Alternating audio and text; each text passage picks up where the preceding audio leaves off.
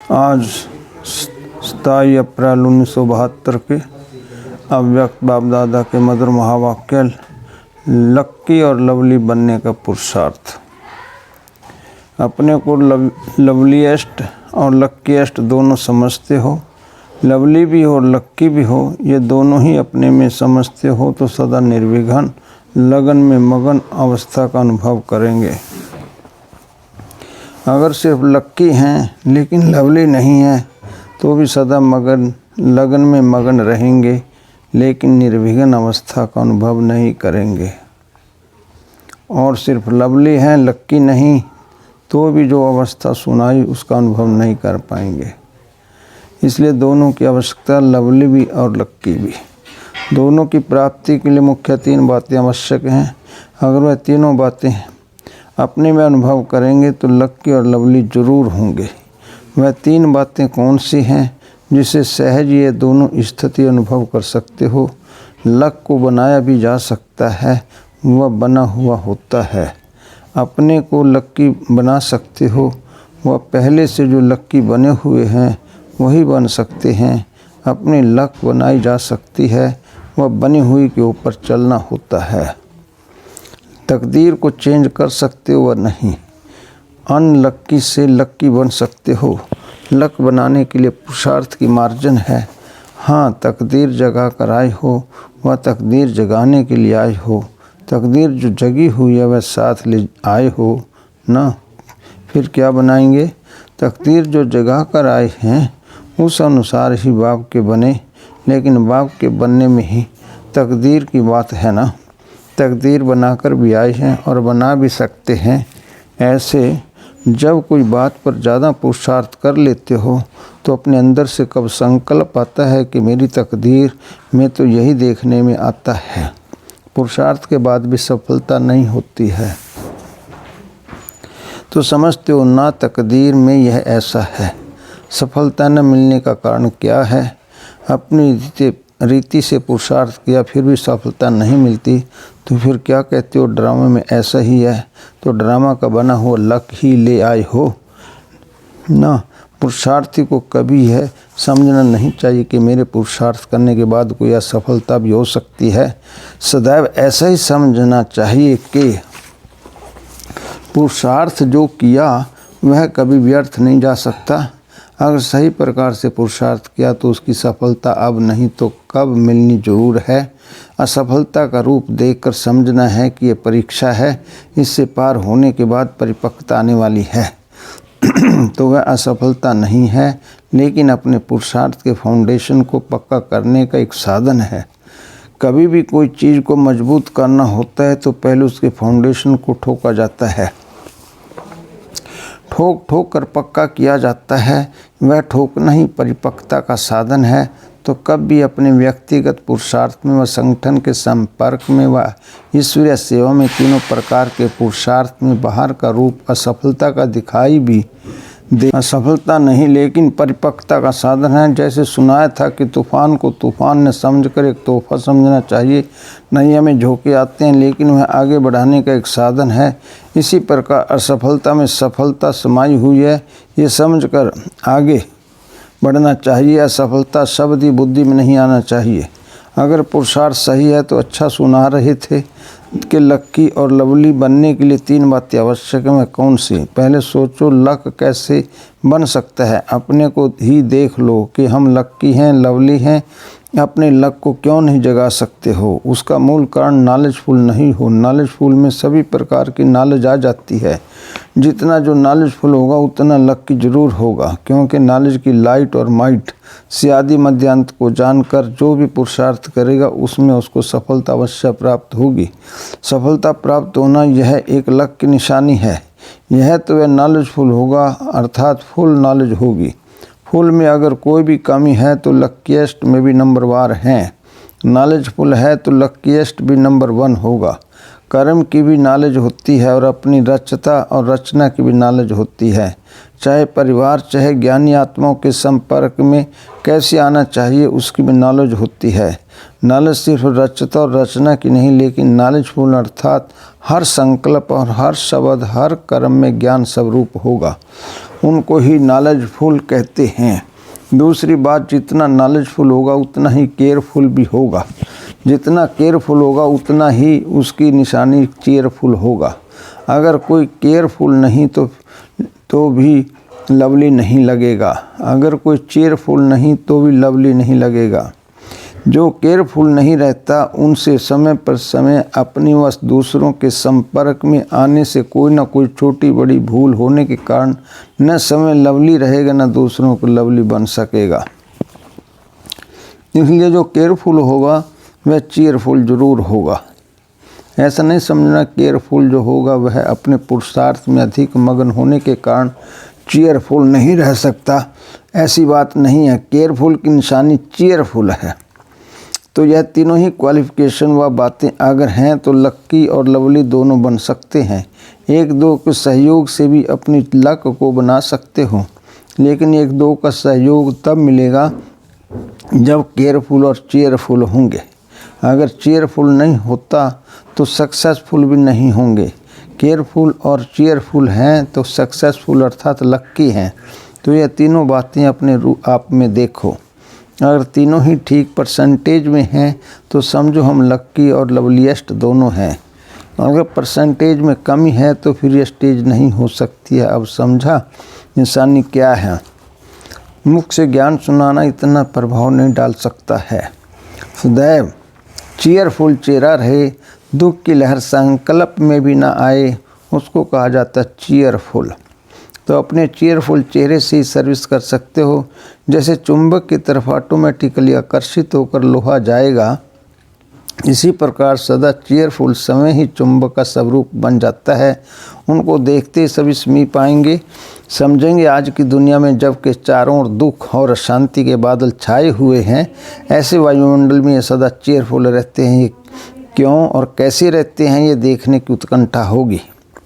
जैसे जब बहुत तूफान लगते हैं व वर्षा पड़ती है तो उस समय लोग जहाँ बारिश तूफान से बचाव देखते हैं वहाँ न चाहते भी भागते हैं। स्थान कोई बुलाता नहीं है, लेकिन वायुमंडल प्रमाण वह सेफ्टी का साधन है तो लोग जरूर वहीं भागेंगे।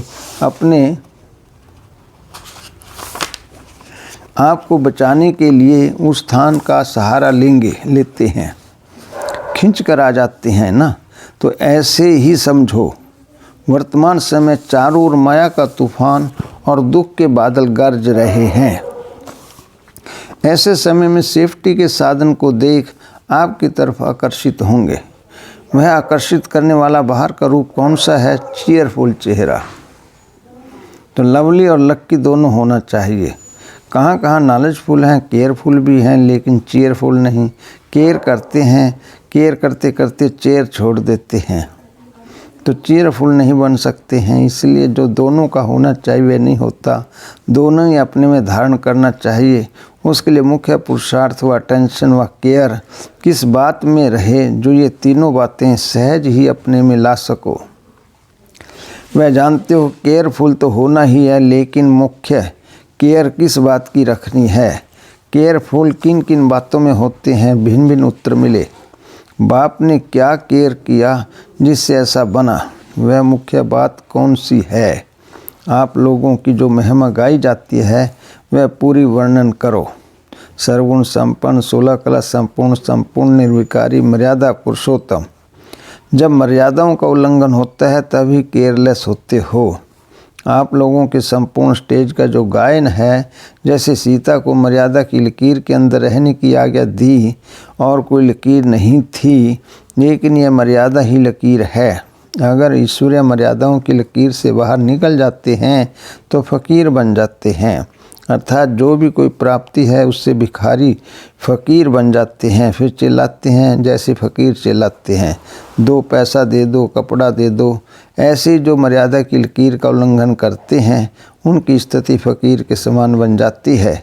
वह कहेंगे कृपा करो, आशीर्वाद करो, सहयोग दो, स्नेह दो, तो गोया फ़कीर हो गए ना। लेकिन मेरा अधिकार है, उनको कहेंगे बालक और मालिकपन। अधीन होकर मांगना, फिर कोई भी चीज़ मांगने वाले को फ़कीर ही कहा जाता है। तो यह जो मर्यादाओं की लकीर है, उससे अगर बाहर निकलते हो तो फ़कीर बन जाते हो, फिर मदद लेनी पड़ती है। वैसे तो जो भी बाप के बच्चे बने हैं तो लक्की भी हैं, लवली भी हैं, वह समय ईश्वरीय कार्य में मददगार हैं, न कि मदद लेने वाले हैं। आप लोगों का मददगार बनने का चित्र भी है, मदद मांगने का नहीं। भक्तों का चित्र मांगने का ही होता है। बालक सो मालिक जो हैं वह सदैव मददगार हैं। जो समय ही मददगार है वह मदद मांग नहीं सकते, वह देने वाले हैं न कि लेने वाले। दाता कब लेता नहीं है, दाता देने वाला होता है। तो अपने आप को एक ही बाप अर्थात राम की सच्ची सीता समझकर सदा मर्यादाओं के लकीर के अंदर रहें, अर्थात ये केयर करें तो केयरफुल रहेंगे।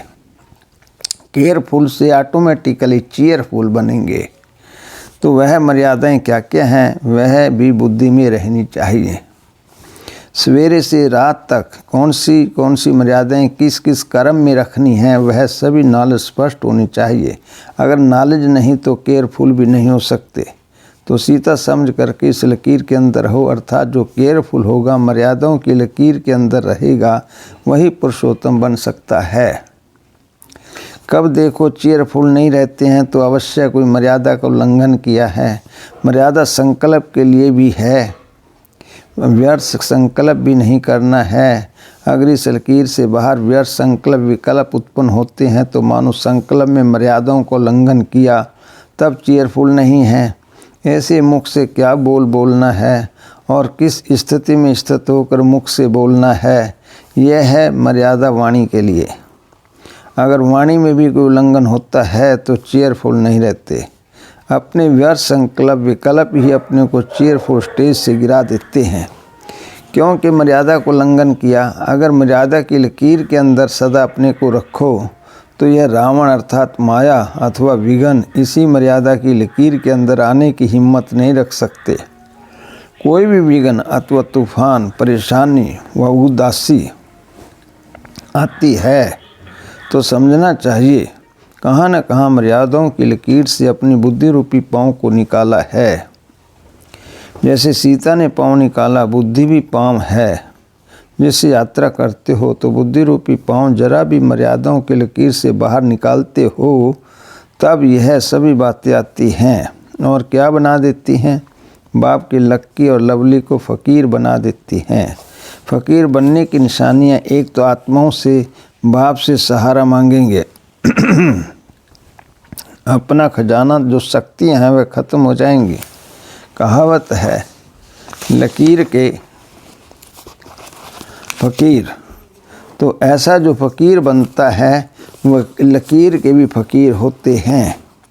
वह शक्तिशाली स्टेज ख़त्म हो जाती है। भले ज्ञान बोलता रहेगा, पुरुषार्थ करता रहेगा, परंतु लकीर के फ़कीर के समान अपनी प्राप्ति का नशा व शक्ति जो होनी चाहिए वह नहीं रहेगी।